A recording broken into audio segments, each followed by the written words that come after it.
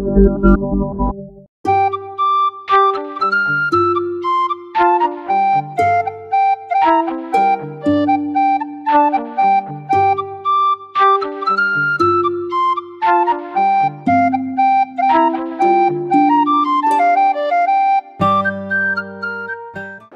రామ్ దోస్తులు, ఇక ఎలక్షన్లు అంటే నిన్న రిజల్ట్ వచ్చింది. రిజల్ట్ వస్తే మనము కామారెడ్డి జిల్లాలో ఉన్నాం. కామారెడ్డి జిల్లాలో ఏదైతే పార్లమెంట్ నియోజకవర్గం ఉందో ఇక్కడ కాంగ్రెస్ పార్టీ గెలిచింది. అయితే మనం రైతుల సమస్యల గురించి కూడా తిరుగుతున్నాం కాబట్టి మద్దు సొసైటీకి వచ్చినాం. సార్ కలిసి మాట్లాడి అడిగి తెలుసుకుందాం ఇక్కడ ఏ పంటలు తీసుకోబడతాయి, ఏంది ఏం కథ అని. నమస్తే బాబు, నీ పేరేంటి? బాబురావు, జే బాబురావు, సొసైటీ మొదలు. ఇక్కడ నేను సెక్రటరీ పనిచేస్తాను. సార్ ఇక్కడ ఏ పంటలు తీసుకుంటారు? సార్ ఇక్కడ సోయా పడుతుంది, తొగరి పడుతుంది, కందులు పడుతుంది. మన దగ్గర ప్యాడీ విడిచి అన్నీ పడతాయి. మా సంఘాలు ప్యాడీ ఒకటి లేదు, మిగతా అన్ని పంటలు పడతాయి. అంటే వీళ్ళకు మద్దతు ధర ఎట్లా? మద్దతు ధర గవర్నమెంట్ మొత్తం ఇస్తున్నాం మేము. ఈ సంవత్సరం అయితే ఇప్పుడు మద్దతు ధర మొత్తం అన్ని పంటలకు ఇచ్చేసినాం. ఇప్పుడు మొన్న సన్ఫ్లవర్ కొనుగోలు చేసినాం, 6,760 రూపాయలకు క్వింటాల్ కొనుగోలు చేసినాం. మళ్ళీ జొన్నలు కూడా కొనుగోలు చేసినాం 3,180 ప్రకారం. మిగతా రేటుగా మా దగ్గర బయటనే ఎక్కువ ఉంది, మా దగ్గర తేలేదు. వాళ్ళగా కందులు ఉన్నాయి 12,000 బయటనే ఉన్నాయి, మాది 9,000 ఉండే రాలేదు. ఇప్పుడు అంటే వేరే విలేజ్లు ఉన్నాయి కదా, ఎన్ని విలేజ్లు వస్తాయి? 20 గ్రామాలు మా సంఘం. ఏ ఊర్లు వస్తాయి? మధునూరు, ఆవులుగా, తడుగు బీకి, చిక్లార, బీకి, ఎక్లార, చిన్న, కొడిచీర, అంతాపూర్, సోమూర్, ఖరగ్, వాడే, పత్యపూర్, సలాబాద్పూర్, అండకేలు, ఇట్లా. అంటే ఏ పంటలు పండుతాయి? మన దగ్గర ప్యాడీ విడిచి అన్ని పంటలు పడతాయి. ఇక్కడ పత్తి పడుతుంది, జొన్న పడుతుంది, కందులు పడుతుంది, సోయాబీన్ పడుతుంది. మళ్ళా ఖరీఫ్కు ఇక్కడ ఏం వేస్తారంటే సోయా, కందులు వేస్తారు ఖరీఫ్కు. రబ్బీకి ఏం చేస్తారంటే శనగలు, మళ్ళీ సన్ఫ్లవర్, జొన్నలు, మక్క ఇన్ని వేస్తాం. రబ్బీ ఖరీఫ్కి కందులు, సోయా, సరుకులు ఇన్ని వేస్తాం. మళ్ళీ ఇక్కడ ఏమంటారు, తెల్ల బంగారం కూడా దొరుకుతుంది అంట కదా? అది తెల్ల బంగారం కూడా అది పత్తే కదా. పత్తేనా? పత్తి కూడా ఏమైనా లేబర్ ముందు పత్తి ఎక్కువనే పండుతుంది. లేబర్ షార్టేజ్ ఉన్నప్పుడు పత్తి తక్కువ తీసుకున్నారు. ఫుల్ పత్తి పండుతుంది ఇక్కడ,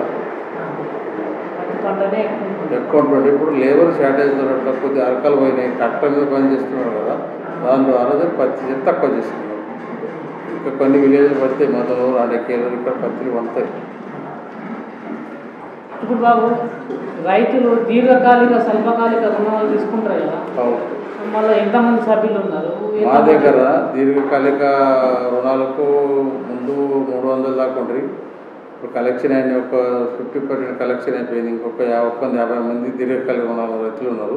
వాళ్ళకి ట్రాక్టర్ ఇచ్చినాము, బోర్ ఇచ్చినాము, మళ్ళా ల్యాండ్ డెవలప్మెంట్ ఇచ్చినాము. దీర్ఘకాలిక ఇది. ఈ క్రాప్ లోన్ అయితే మన దగ్గర 1,010 మంది ఉన్నారు, 5 కోట్లు ఉంది. ఇదేమో 4 కోట్లు. ఇది మొత్తం టోటల్ 10 కోట్ల సంఘం మీద ఉంటుంది ఈ సంఘం. అంటే రైతులు మంచిగా సకాలంలో కడతారా? క్రాప్ లోన్ అయితే కడుతున్నాం, క్రాప్ లోన్ అయితే రెన్యువల్ చేసేస్తాము. ఇక ఎల్టీ లోన్ అయితే కడుతున్నారు. ఇక ఇట్లా పంటల మీద కడుతున్నారు. ఎక్కడైతే రుణమాఫీలు ఇస్తున్నారు కదా క్రాప్ లోన్కు, అవి ఇంకా పావులు వడ్డిస్తున్నారు. కొద్దిగా వడ్డీ కట్టి చేసుకుంటున్నారు. క్రాప్ లోన్ ప్రాబ్లం వస్తలేదు. కొద్దిగా మాటికే లోన్గా ఉంటాయి కదా, దానికి తిరగబడుతుంది, కష్టం చేయబడుతుంది. అన్ని కలిపి ఈ సంవత్సరం మనకి 50% వస్తుంది కూడా అయింది దీర్ఘకాలిక రుణాలు. అంటే ఏ పంటలు వేయాలని చెప్పేసి మనం చెప్తారా? మేము చెప్తారు, అగ్రికల్చర్ చెప్తారు కదా. మన ఏరియాకి మొత్తం సోయానే పడుతుంది. ఇప్పుడు 90% సోయా, 10% పెసర మీద ఉంటుంది. కందులు ఉంటాయి. సోయాలో సాలేసి కందులు ఉంటాయి. కందులు కూడా మంచి రేటు ఈ సంవత్సరం 9-11,000 కందులు కూడా మంచి పంట దిగుబడి వచ్చింది. మళ్ళా మీరు ఇప్పుడు మీ రైతులు ఉన్నారు కదా, మీ రైతులకు ఇచ్చే సందేశం ఏంటి?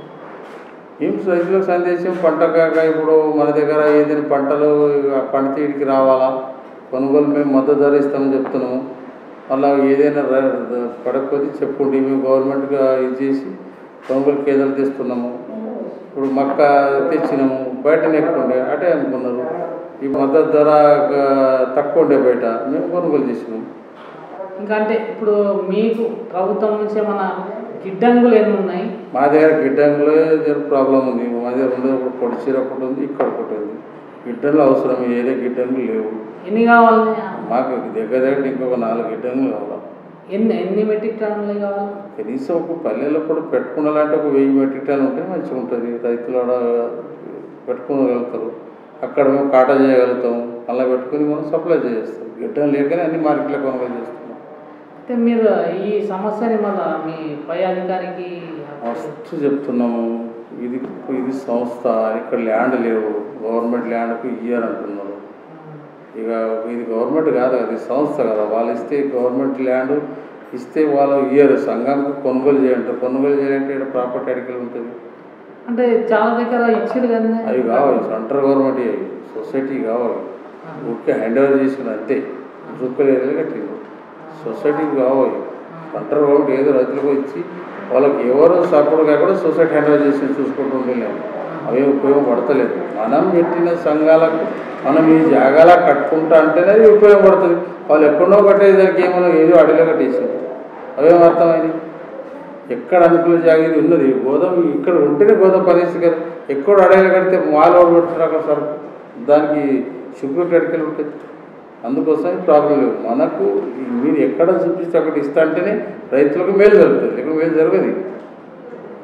ఇక్కడ ఇప్పుడు మిల్లర్స్ ఉన్నారు కదా, వాళ్ళ సహాయ సహకారాలు వాళ్ళు మాకేం సంబంధం ఉండదు సార్. వాళ్ళు రైతు వాళ్ళు అది పత్తి కొనుగోలు చేస్తారు. మిగతా ఏముంది ఇక్కడ మీలో పత్తి ఒకటి ఉంది. ఇక్కడ వేరేం లేదు. అది కూడా ఎక్కువ వస్తలేదు. పత్తి ఇప్పుడు ఎక్కువ పెడతలేరు. అది కూడా మహారాష్ట్ర అక్కడిక్కడే వేస్తుంది. ఇక్కడ రావు ఎక్కడ లేదు. కొద్ది పంట వేసినట్టు తక్కువ చేసేసి ముందు మొత్తం పంటనే తింటుండే. ఇక్కడ వీళ్ళు కూడా తక్కువ పోయినాయి. ఇప్పుడు అంత లేవు. అంతటంత పాపం మళ్ళా ఈడ మీ అధ్యక్షులు అంటే చైర్మన్ కానీ పాలకవర్గం కానీ రైతులు కానీ సహాయ సహకారాలు ఏ విధంగా ఉన్నాయి? ఇక్కడ మన ఏరియా మంచి ఏరియా. రైతులు సహకారం చేస్తారు, కమిటీ సహకారం చేస్తుంది, చైర్మన్ సహకారం చేస్తాడు, డైరెక్టర్ కూడా సహకారం చేస్తాడు. ఇక్కడ మంచి సంఘాలు. ఇక్కడ ఏం ప్రాబ్లం లేవు. మొత్తం అందుబాటులో ఉన్నారు. అంత ఏ ఓళ్ళది కూడా ఇక్కడ ఏం ప్రాబ్లం లేదు. ఎవరు కూడా ఇక్కడ ఏం లేదు. రైతులు కూడా ఏం ప్రాబ్లం. విన్నాం కదా దోస్తులు, జై బాబురావు సార్ ఏం చెప్తుండ్రు. ఈడ అన్ని రకాల అంటే ఏంటంటే అందరు మనం ఆడనేమో అటు సైడ్ ఏమో అన్నం అంటే బియ్యం అక్కడ పండుతాయి.